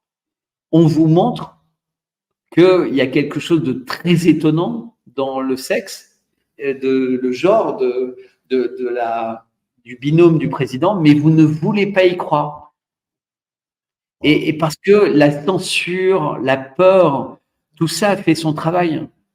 Il y a des personnes qui vont très loin pour critiquer ce qui se passe à Gaza, et il n'y a pas une semaine où il n'y a pas des gens qui sont convoqués au tribunal en France ou à la police, parce qu'il y a des plaintes, parce qu'il y a des ceci, parce qu'il y a des cela. Il y a un régime de la terreur ou un régime de la destruction sociale. C'est-à-dire, ah non, mais tu es vraiment un malade si tu penses ça, comment tu peux l'imaginer? Et alors, ce qui est intéressant, c'est que quand tu fais le chemin, je vais te raconter une anecdote. On allait loger dans un camping. Et il y en avait qui n'avaient pas marché, donc qui avaient fait du stop jusqu'au camping, enfin qui n'avaient pas marché une partie d'étape. Et nous, on arrivait très tard, à 8h20, c'était un super long trajet, mais les autres nous disaient « Ah, c'est super sympa, on drague, on a rencontré quelqu'un. » Alors bon, et puis on arrive à table, et il y avait la fille, il y avait, enfin bref, des personnes qui étaient là. Et puis moi, je pose la question, je fais « Mais tu penses quoi de Poutine ?» Et la personne nous dit « Ah, mais c'est un tyran, c'est un dictateur sanguinaire, il n'aime pas les humains et tout. » Puis là, d'un seul coup, ceux qui parlaient avec elle depuis 3 heures font une gueule de 3 km. Elle est partie dans 5 minutes. Ah ouais. Mais non, mais il faut aller à l'essentiel maintenant quand tu parles avec quelqu'un. Ah ouais. Tu parles de l'injection, tu parles de Gaza, tu parles de la Russie, et déjà, tu sais avec qui tu n'as pas du tout envie de passer une soirée. Exactement, Bertrand. Et 2 mots sur l'arrestation de Pavel Durov. Qu'est-ce que tu retiens de cet événement-là? Parce que c'est pas fini. Moi, je retiens cet événement-là que, contrairement à beaucoup de monde, je ne pense pas que la France ait eu des instructions. Je pense que la France est l'empire du mensonge et l'empire de la censure, et qu'en réalité, les autres profitent de notre mauvais exemple pour faire du mal. Je rappelle que dès que Macron a été président, il a tout de suite voulu censurer, il a tout de suite mis en place les moyens de censurer. Et quand il avait reçu à Versailles Vladimir Poutine, il n'avait eu de cesse de parler des médias de désinformation de la Russie. Alors qu'en fait, quand on suit un peu les médias russes, c'est pas du tout des médias de désinformation, au contraire, c'est des médias plutôt intelligents, plutôt structurés, curieux, etc. Alors que les médias français sont l'inverse. C'est-à-dire qu'ils ont été peut-être à une époque, il y avait des journalistes qui étaient plus curieux, mais maintenant, ce ne sont que des laquais. Ce sont des gens qui récitent les fiches qu'on leur envoie. Il faut savoir que entre l'Élysée et le Premier ministre, ils ont des cellules de communication qui disent aux journalistes ce qu'ils doivent dire. Et donc, Pavel Durov, il était parti d'Azerbaïdjan. Il a eu une escale à Dubaï avec son jet personnel et il est arrivé en France dans une nuit de samedi à dimanche. Il a dit d'ailleurs qu'il devait être reçu, il devait voir Niel, il devait voir Macron, etc. Alors l'Élysée a démenti, Niel s'est pas exprimé. Je pense que Pavel Durov, il doit avoir pas mal de mails et pas mal de preuves des rendez-vous qu'il y avait. Et c'était manifestement un piège, mais pour éviter qu'il le sache, parce que Pavel Durov, il n'a jamais été inquiété par la Russie, alors qu'il a fait... en fait, les Russes pourraient lui reprocher vraiment beaucoup de choses, puisque ces outils ont été utilisés dans des révolutions de couleur.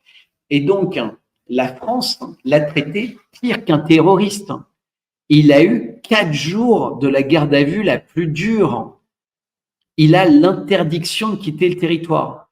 Et le mandat contre lui a été signé 7 minutes avant l'atterrissage de son avion. 7 minutes avant. Et alors, ils ont dit, oui, mais en fait, c'était suite à une commission rogatoire qui datait du 7 juillet contre X. Mais on l'accuse de choses dont on pourrait même accuser quelqu'un qui fabrique des fils électriques qui servent à des câbles de téléphone ou d'Internet. Puisqu'à cause du câble qu'il a créé, il y a des gens qui utilisent Internet pour faire des choses. Donc, on devrait arrêter. Je suis très d'accord avec toi. On peut arrêter la terre entière. Mais c'est comme ça que les Américains ont créé l'extraterritorialité de leurs droits. Ils disent toute personne qui utilise le dollar ou qui utilise un service qui a lieu aux États-Unis est assujettie à la loi américaine. Eh bien, ce qu'ils font à Durov, si on laisse faire, permettra d'arrêter la terre entière.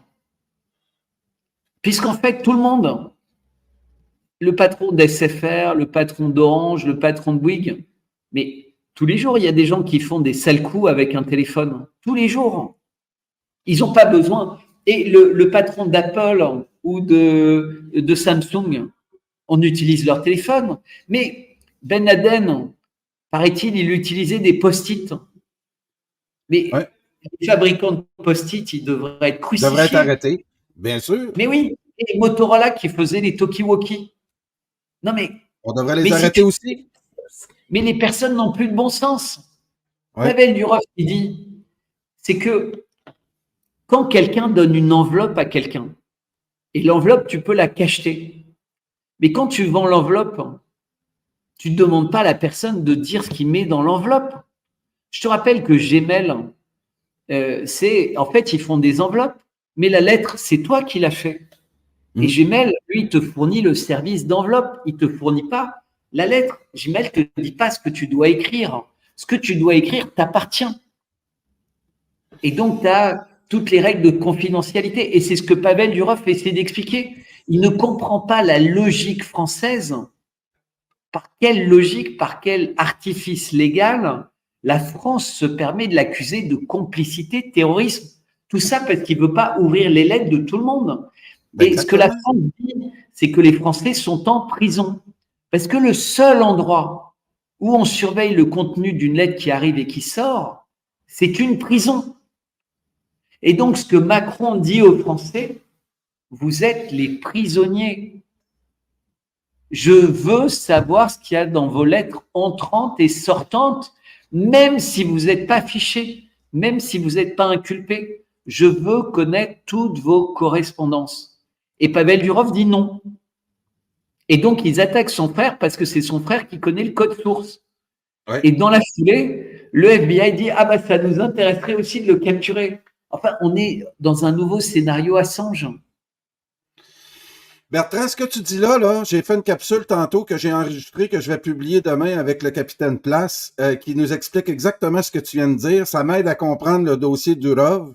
Mais en même temps, il a soulevé une question, je brûlerai pas toute la capsule, mais Niel, là, peux-tu expliquer aux gens comment il a fait fortune dans avec le sexe, le Oui, sexe sur Internet, le Minitel Rose, il oui, prostituait et il y a eu des gros scandales parce que souvent les femmes qui séduisaient sur Internet, ils trouvaient aussi des clients. Donc après, il y avait des services de massage, de prostitution, etc. Mais il est devenu très puissant, Niel, parce qu'il s'est assez vite associé au patron de Saint-Laurent, qui était un ami de Mitterrand, j'ai plus son nom en tête, qui avait une maison de vente aux enchères, et l'âme noire, son nom va me revenir, qui était dans Le Monde, et puis maintenant, il est le gendre de Bernard Arnault.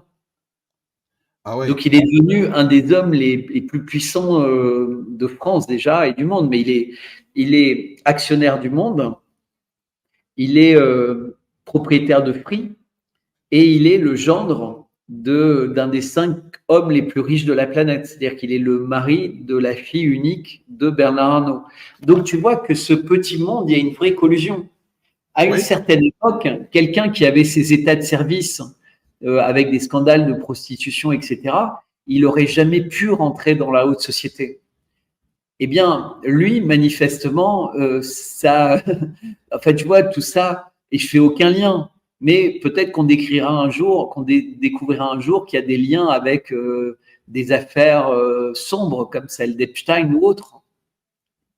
C'est vraiment un petit monde, pas sain.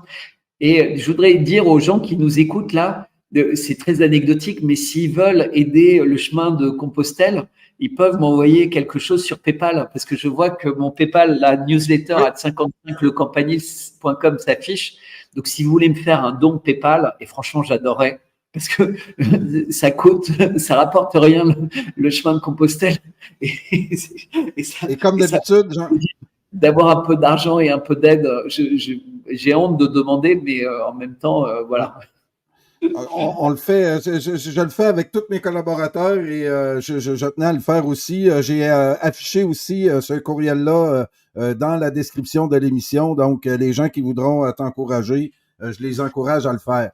Mais c'est juste pour te dire que dans le dossier de Niel, le capitaine Petitplace se pose la question, pourquoi Durov sent le besoin d'avertir Niel pendant son arrestation?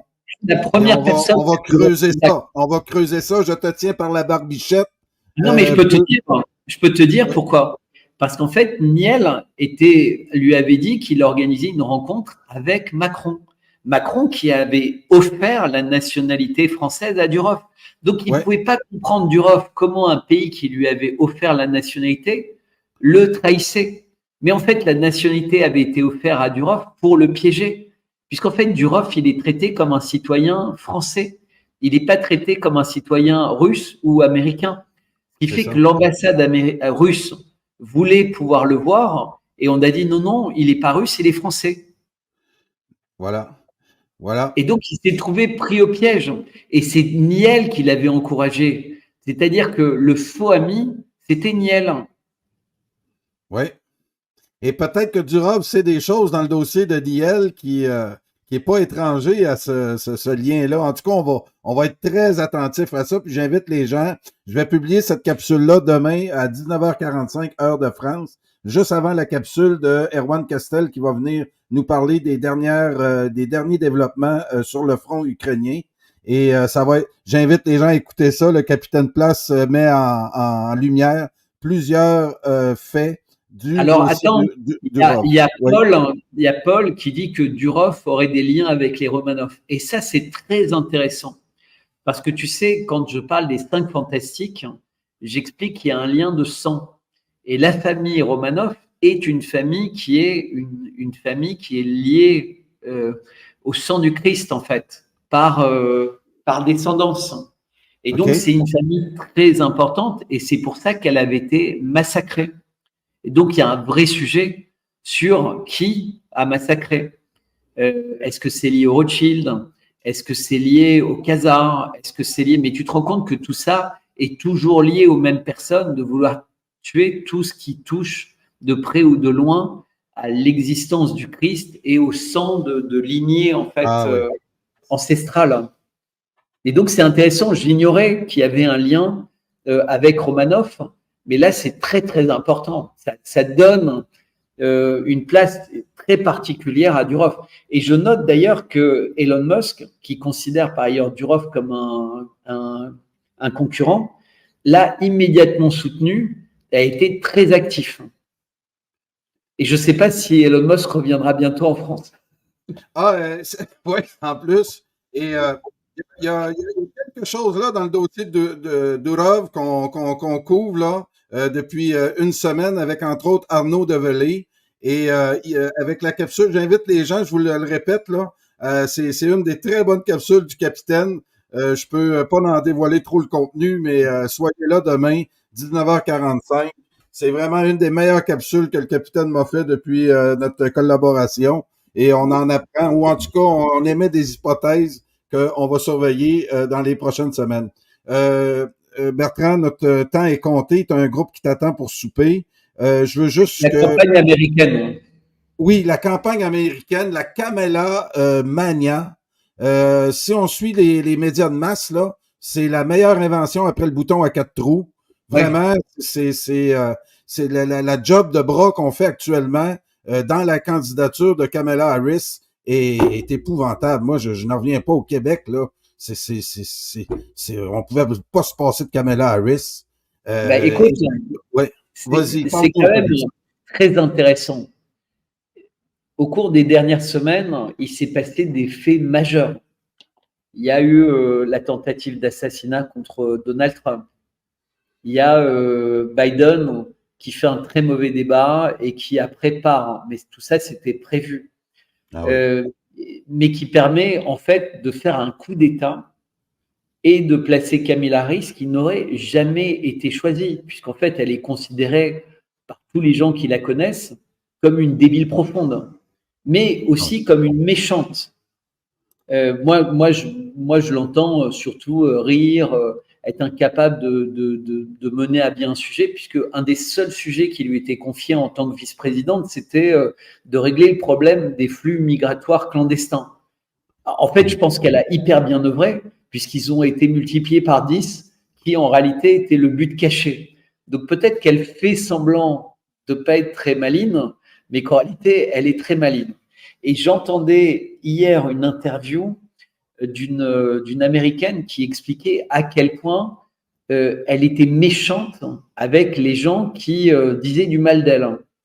C'est-à-dire qu'elle sait très bien activer les services de l'État en tant que vice-présidente pour nuire, pour faire un contrôle d'impôts, pour multiplier les contrôles quand la personne prend des avions, confisquer le passeport. Enfin, on voit qu'il y a beaucoup de personnes de l'environnement de Trump qui ont été dans des listes noires de Kamala Harris. Et ça, c'est en train d'être documenté. Donc, on voit qu'elle n'a pas été choisie véritablement par hasard, et son vice-président, et c'est là où tu vois que les démocrates sont très précis, il est extraordinairement complémentaire. Ouais. Tu vois, c'est le gouverneur du Minnesota, c'est un ancien coach, il est hyper carré, il sait faire des discours mobilisants, et t'as elle qui est un peu la cruche, t'as lui il est âgé, machin, et puis tu te rends compte, le vieux, blanc, wasp, parfait, et elle, on ne sait pas si elle est indienne, afro, etc., parce que ça change tout le temps, mais encore une fois, c'est le schéma parfait. Face à Trump, où tu as deux mecs considérés comme hyper conservateurs, qui veulent empêcher l'avortement, qui sont pour que les gens se tuent dans les rues avec des fusils. Bah, tu vois ce que je veux dire, c'est que à des choses débiles. Et les gens sont en train de croire à écouter Kamala Harris, qui vont voter pour elle pour se débarrasser de Trump. C'est-à-dire que si tu écoutes la petite musique, tu as l'impression que Trump n'a jamais quitté le pouvoir, qu'en fait, il est responsable de tout ce qui se passe. Et qu'enfin, grâce à Kamala Harris, une page va se tourner. Elle est au pouvoir depuis 4 ans. Et il y avait quelqu'un qui faisait un constat très fort. Pendant tout le congrès républicain, ils ont parlé 3 fois de Biden, puisqu'à l'époque, c'était Biden qui était censé être le candidat. Donc, dans tous leurs discours, ils ont parlé 3 fois de Biden. Ce qui veut dire qu'en fait, eux se projetaient dans un après-Biden, ils n'avaient même pas besoin de parler de lui. Eh bien, dans le Congrès démocrate, ils ont parlé 126 fois de Trump. C'est-à-dire que Trump a un projet, on aime ou on n'aime pas, et eux n'ont comme seul projet de critiquer Trump et de le rendre détestable. Mais le pire, c'est que ça fonctionne. Parce que quand c'est répété en boucle par tout le monde, maintenant, tu regardes le patron de la CIA ou de FBI en commission d'enquête, on lui demande de parler de ce qui est arrivé à Trump dans la tentative d'assassinat. Et il dit, ah, vous savez, on ne sait pas si c'est une balle, un shrapnel ou un éclat qui a touché son oreille. On n'a pas encore la réponse. C'est-à-dire qu'en fait, tout est fait pour dire, circuler, il n'y avait rien à voir. En plus, merde, il n'est pas mort. Donc, tout ça, c'est un défi à l'intelligence que Trump a bien compris, puisqu'il ne veut même pas en parler, puisqu'il comprend qu'en fait, ça se retourne contre lui, parce qu'il y a même des gens qui sont censés être des résistants ou des complotistes, qui, dès la première journée, ont expliqué que dans le cadre de l'Alliance, en fait, c'était Trump qui s'était fait ça à lui-même, parce qu'il a le contrôle de l'armée. Enfin, tu as dû entendre des gens qui avaient cette théorie. Tu as Alexis Cossette, enfin, tu as toute une mouvance de personnes qui disent que Trump a essayé de s'assassiner lui-même. Non, mais il faut un niveau inimaginable. Mais quand tu es un mec comme Trump, tu réalises que tu es entouré de menteurs d'un côté et de débiles de l'autre et qu'il va falloir faire avec. Ah oui, oui, très bien, très bien. Puis tu résumes très bien la campagne médiatique qui est faite autour de Kamala Harris, qui explique l'inexplicable, c'est-à-dire que on pensait que c'était dans la poche là, pour Donald Trump. Et je ne sais pas si c'est à cause, on va peut-être avoir des surprises le 5 novembre, mais en ce moment, quand on écoute les médias, on a de la misère à comprendre comment Donald Trump pourrait remporter cette élection-là. C'est vraiment bien fait. La diabolisation de Trump et quand on parle d'ingénierie sociale... et même avec Kennedy, même avec l'arrivée de Kennedy. Ah oui. Et parce qu'ils font comme si c'était un non-événement. Ils n'ont pas du tout parlé dans les médias de Kennedy. C'est-à-dire que le moment où Kennedy parle était sur ABC, MSNBC, etc. Et ben, tu as l'image en fond de Kennedy, donc tu vois qu'il parle, mais il parle au-dessus de ce qu'il dit. Donc, en fait, les gens n'entendent même pas. C'est-à-dire les rares personnes qui auraient pu avoir une bribe d'un Kennedy disant, et comme ce qu'ils disent, c'est sous-entendu, il était en train d'être ruiné par sa campagne qui ne marchait pas, c'est une affaire d'argent. En fait, ils présentent tout négativement. Ah oui, oui. Mais c'est un bâton, Trump. Oui. C'est un bâton, tu veux dire quoi par là? Un bâton. Ah, il se bat. Oui, c'est clair. Ah oui, oui. Ah oui, oui. C'est clair. Ah non, c'est clair. Bertrand, pour terminer, on a Netanyahou et Zelensky qui tentent d'embarquer l'Occident, l'OTAN, dans une guerre totale.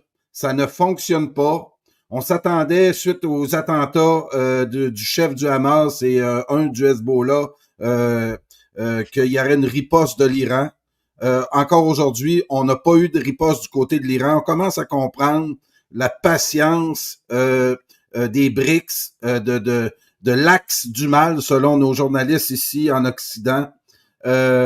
Ces deux-là essaient d'embarquer le monde entier dans une guerre totale et ça ne semble pas fonctionner. L'élection aux États-Unis n'est pas étrangère à cette montée en tension des deux régions. J'ai l'impression qu'on va assister d'ici le mois de novembre à plusieurs événements qui vont nous mettre sur le bord du gouffre d'un conflit mondial. Peux-tu nous commenter un peu l'actualité du côté? Il y a Zelensky qui a perdu son ministre des Affaires étrangères et quelques autres autour de lui. Quelques mots. Aide-nous à comprendre pour terminer. Dans ce domaine, on a eu 35 000 personnes, l'offensive de course, mais les gens qui t'écoutent ont déjà entendu ça plusieurs fois de façon très, très détaillée. Il y a une information très importante qui a été sortie par Reuters en début de semaine, qui est de dire que les Américains vont annoncer dans leur package d'automne, donc vers le 20 septembre, qu'ils vont autoriser la livraison à l'Ukraine de missiles longue portée. Et c'est des missiles avec des charges de 450 kilos, ce qui change complètement par rapport aux missiles qu'a en ce moment l'Ukraine, qui sont des missiles avec des charges de 100, 150 kilos et qui vont à 250, 300 km. Là, ceux-là vont à plus de 350, voire jusqu'à 1000 km.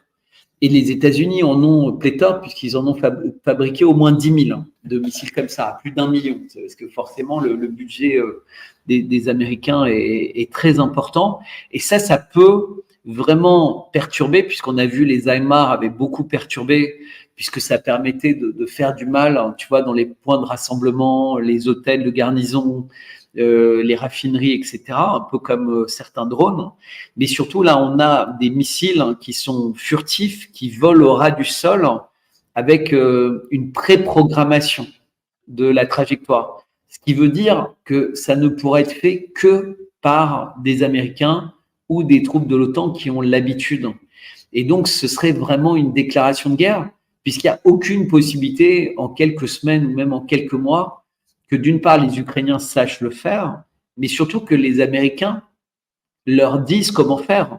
Puisqu'en fait, les Américains ont toujours le doute que parmi l'armée ukrainienne, il y a des infiltrés russes.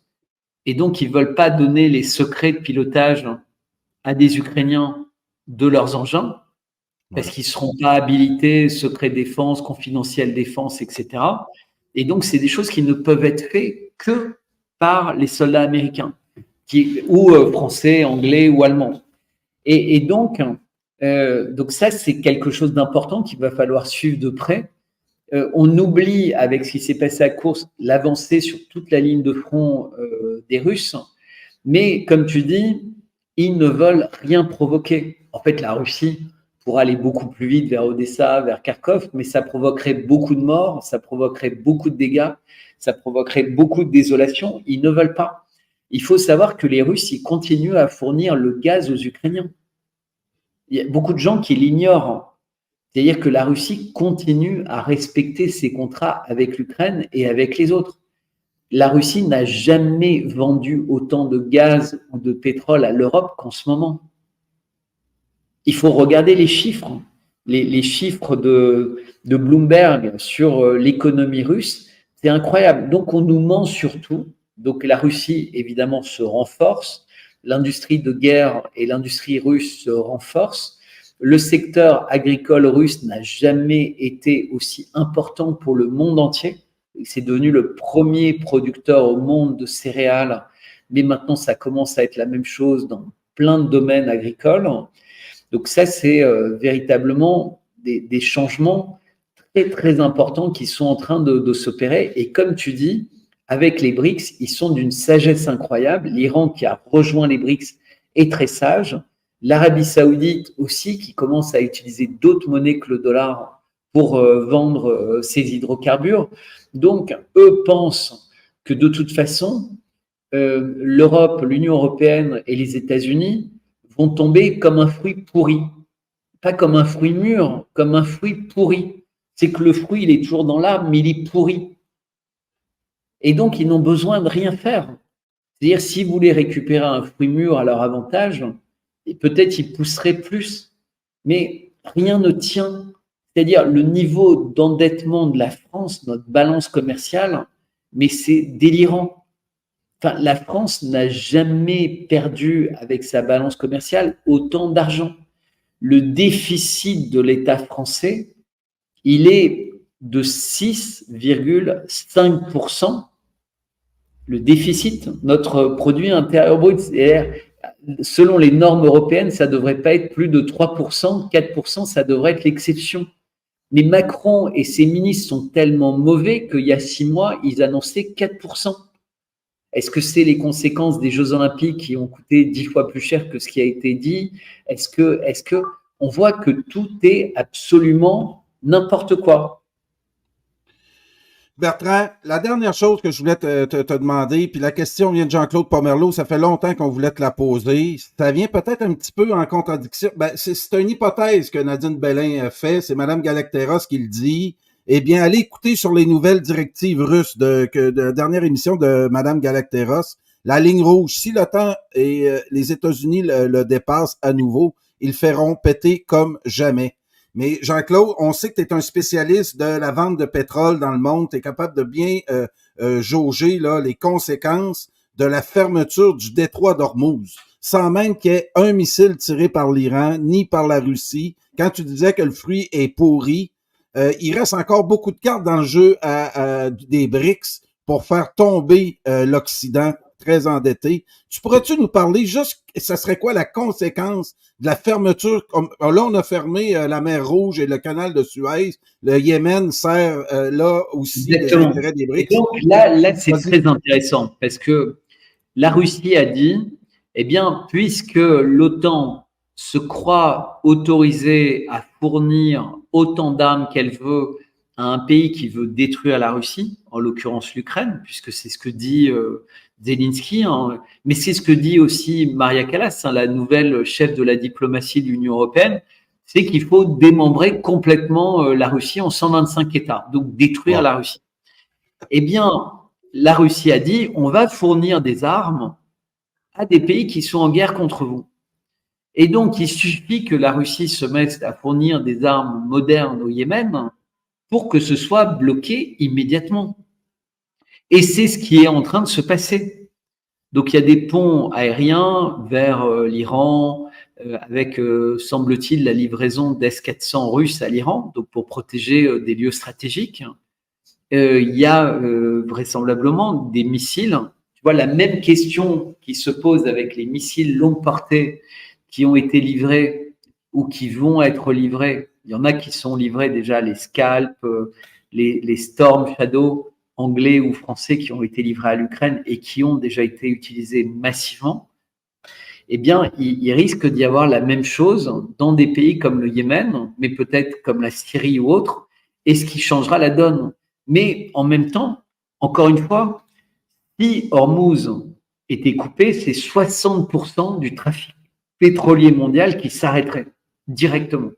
Wow. Puisque c'est le pétrole qui vient du Koweït, le pétrole qui vient d'Irak, le pétrole qui vient d'Arabie Saoudite. Donc, il y a une partie qui est dans des oléoducs, mais l'essentiel, c'est dans d'immenses tankers. Et donc, le commerce, le sang de l'économie terrestre, entre guillemets, passe par là. Alors maintenant, avec le gaz russe, il y a des changements de proportion, mais pour le pétrole, c'est la plaque tournante. Le reste étant Venezuela et pétrole russe, mais sinon, et puis un peu d'Indonésie. Mais sinon, c'est vraiment Iran, Irak, Arabie Saoudite, Koweït. Enfin là, tu as vraiment 4 des 5 plus grands producteurs. Le Venezuela a beaucoup de réserves, mais c'est pas un grand producteur. Il y a une différence entre les réserves et la capacité à produire les réserves. Et donc, pour l'instant, les Russes n'ont pas intérêt à faire ça puisque ça accélérerait la chute du fruit mûr, mais peut-être qu'ils considèrent que c'est bien si le fruit tombe dans 6 mois ou dans 1 an ou dans 2 ans parce qu'ils ont un certain nombre de choses à faire. Tu vois, nous, on ne sait pas les informations qu'ont les Russes sur ce qui se dit au sein du Pentagone ou ce qui se dit ailleurs. Tu vois, la Chine dit peut-être aux Russes, n'allez pas trop vite par rapport à ce qui peut se passer avec Taïwan, par rapport à ce qui peut se passer... parce que, si tu veux, les Américains, ils ont une capacité à foutre le bordel partout. Là, tu regardes base au Koweït, base au Bahreïn, base au Qatar, base dans les Émirats, enfin, ils sont partout. Et la grosse différence, c'est que le Yémen est capable de tirer sur et bloquer complètement le trafic du détroit d'Ormuz avec des missiles qu'ils ont à leur disposition actuellement. Donc, merci des précisions parce que ça, on voulait l'expliquer à nos auditeurs. Ça s'est très peu parlé. Puis on sait que tu as ces connaissances-là pour avant de penser à une guerre nucléaire ou vraiment une catastrophe, là, il y a encore plein de... le général Delaware nous l'avait dit aussi, les BRICS maintenant contrôlent 80%, les pays des BRICS contrôlent 80% des richesses pétrolières dans le monde. Et ça, c'est une arme économique qui a changé de côté. C'est plus l'Occident et les Américains qui mènent ça. C'est un fait à noter qu'on doit mettre dans la compréhension de ce qui se passe actuellement dans le monde. Exact. Mais il faut bien savoir qu'on ne doit pas regarder les BRICS comme un ensemble de pays qui sont complètement unis sur des sujets militaires, économiques, etc. Les BRICS, c'est un ensemble de pays qui créent une boîte à outils pour permettre au monde d'être multipolaire. Donc, ils créent une boîte à outils monétaire pour se passer du dollar. Ils créent une boîte à outils légale pour éventuellement faire pression quand l'ONU ne fait pas son travail. En fait, les BRICS, c'est un ensemble de pays qui veulent collaborer pour créer des outils d'un monde multipolaire plus juste, à l'inverse de l'ONU qui a été fait pour être au service uniquement des États-Unis, du dollar et dans une moindre mesure de quelques pays de l'Union européenne. Et ça, c'est très difficile d'expliquer ça à des Occidentaux en ce moment qui sont ivres de la puissance américaine. Jean-Claude parlait de l'ivresse de la puissance américaine. Ça, c'est très difficile d'expliquer ça aux gens. On va nous répliquer avec des vieux concepts de la guerre froide, disant, ben, c'est ça, hein? Tu préfères que le monde soit dirigé par des dictatures comme la Chine puis la Russie. Et quand on veut aborder le réel à ce niveau-là, là, c'est encore très difficile de le faire en Occident. Bertrand Scholler, un gros merci. Je te libère. Je sais que tu es attendu. Très attendu. Oui, merci. Puis on se reparle là, au besoin. Toujours un grand plaisir. À bientôt. À bientôt. Alors, c'était Bertrand Scholler. Merci beaucoup tout le monde. À Brochu TV, il reste beaucoup d'informations à vous livrer dimanche. Il annonce encore du mauvais temps demain au Québec, donc je mets toutes mes énergies pour vous informer avec mes collaborateurs. Donc, demain matin, 7h, heure du Québec, 13h, heure de France. Je vais avoir Robert Bob-Sirois et Ken Pereira qui vont venir nous livrer l'actualité états-unienne. Et dimanche soir pour les Français, dimanche après-midi pour les Québécois. Ne manquez pas la première émission, 19h45, même un petit peu avant, parce que la capsule du Capitaine Place dure 1h20 sur tout le dossier Pavel Durov à ne pas manquer. J'ai enregistré ça tantôt et vous allez voir, c'est savoureux ce que le Capitaine Place nous apprend. Et par la suite, 21h, heure de France, 15h, heure du Québec. Erwan Castel qui va venir nous livrer les dernières nouvelles du front ukrainien.